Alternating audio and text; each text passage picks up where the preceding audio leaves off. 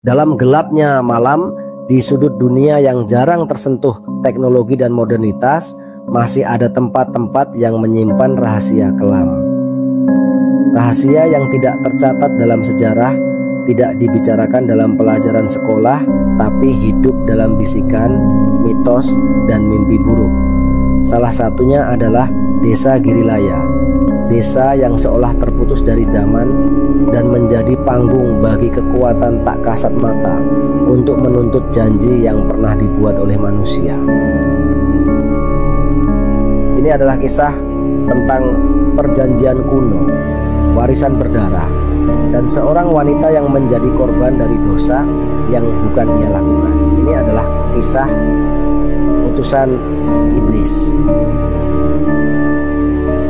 Desa Girilaya, sebuah dusun tua di lereng pegunungan Jawa Timur, diselimuti oleh kabut tebal hampir sepanjang tahun. Konon, desa ini berdiri di atas tanah bekas pemakaman massal era penjajahan. Tak banyak yang tahu sejarah kelamnya karena para tetua desa memilih diam. Namun, malam itu sejarah yang terkubur perlahan menggeliat bangkit dalam bentuk yang tak seorang pun bisa duga.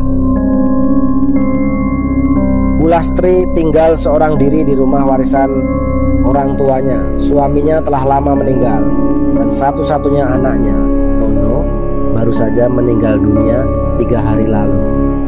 Kematian Tono sangat aneh. Ia ditemukan tak bernyawa di kamarnya dengan tubuh membiru seolah-olah membeku dari dalam.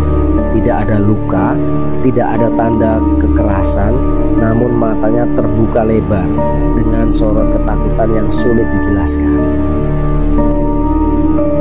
Masyarakat hanya bisa bergumam, itu bukan kematian biasa.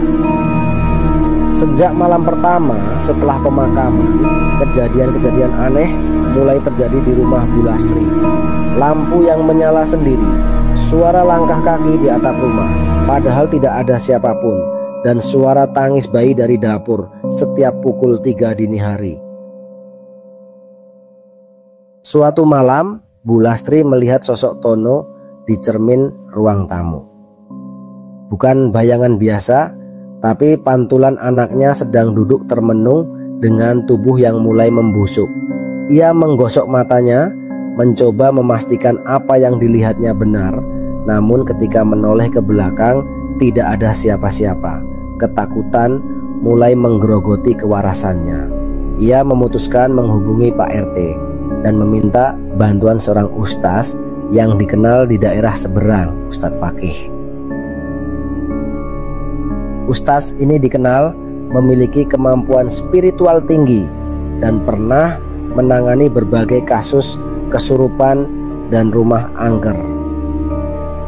Begitu Ustadz Fakih memasuki rumah Bu Lastri, ia langsung merasakan hawa berat, seolah-olah rumah itu ditindih oleh sesuatu yang besar dan tak kasat mata. Tanpa banyak tanya, ia mulai membaca doa-doa perlindungan dan menaburkan air ruqyah di sudut-sudut rumah. Namun, saat air itu mengenai lantai ruang tengah, terdengar suara mendesis dan aroma seperti daging terbakar menguar di udara. Dari pojok ruangan terdengar suara tawa yang pelan namun menusuk telinga. Ustadz Fakih menghentikan bacaannya dan berkata lirih, "Ini bukan gangguan biasa, ada perjanjian di tempat ini."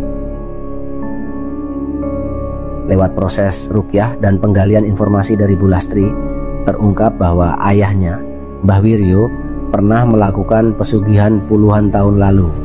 Ia menanam sebuah sesajen di bawah fondasi rumah sebagai tumbal agar keturunannya kelak makmur.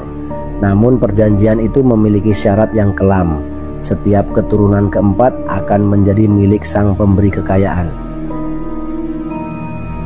Dan Tono adalah keturunan keempat.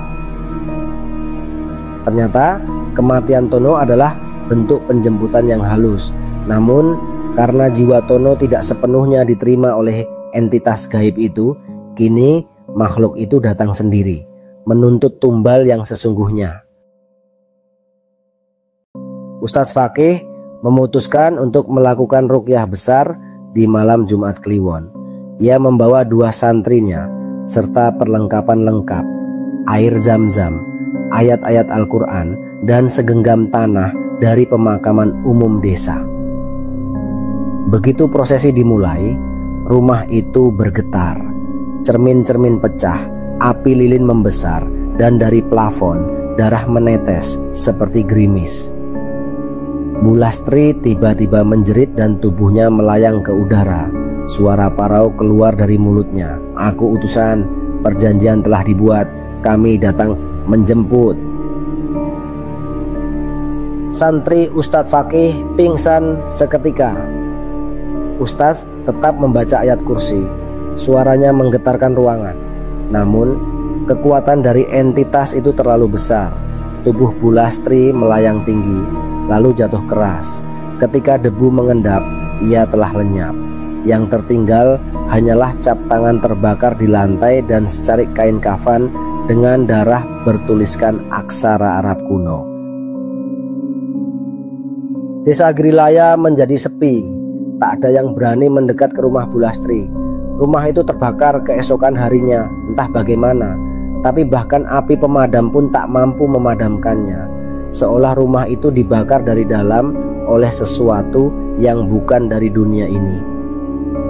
Konon, hingga kini orang-orang yang melewati bekas rumah itu akan mencium bau daging terbakar dan mendengar bisikan lirih, "Satu sudah kami ambil, kami akan kembali." Ustadz Fakih meninggalkan desa Grilaya dan tidak pernah kembali. Namun ia meninggalkan satu catatan tertulis untuk siapapun yang kelak membaca. Perjanjian dengan setan tidak pernah berakhir. Mereka selalu ingat dan mereka selalu datang menagih melalui utusannya. Cerita ini bukan hanya tentang horor supranatural, tapi tentang konsekuensi, tentang dosa yang diwariskan dan janji gelap yang tidak pernah benar-benar terhapus. Utusan iblis bukan sekadar mitos, ia adalah bayangan dari keserakahan masa lalu yang membentuk masa depan. Sebab ketika manusia bermain-main dengan kuasa gelap, maka bukan hanya mereka yang akan membayar harganya, tapi juga darah keturunan mereka.